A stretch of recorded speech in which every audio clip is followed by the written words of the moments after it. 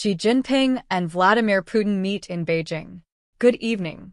We begin with breaking international developments as Chinese President Xi Jinping hosted Russian President Vladimir Putin in Beijing for high-level talks aimed at strengthening political, economic, and strategic cooperation between the two nations.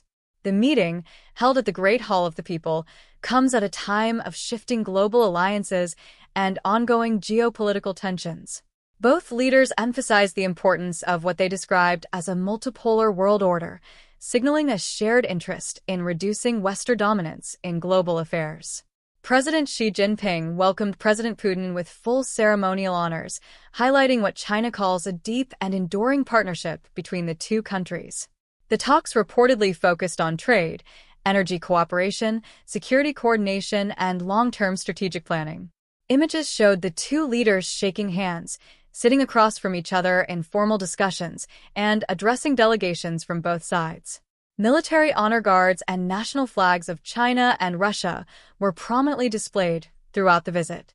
According to officials, one of the key topics was expanding economic cooperation amid global sanctions affecting Russia.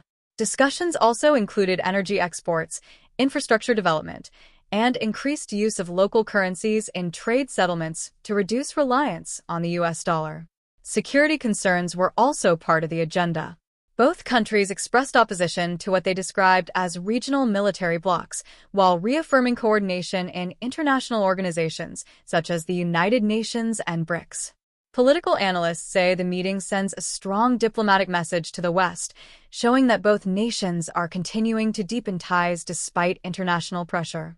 However, they also note that China maintains a delicate balancing act, seeking strong relations with Russia while avoiding direct confrontation with Western economies.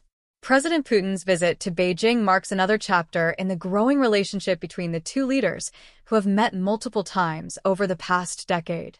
The Kremlin described the talks as constructive and forward-looking, while Chinese officials called them productive and stable.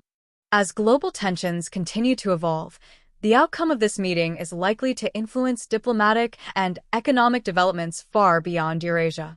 Observers will now watch closely for any formal agreements or joint statements released in the coming days.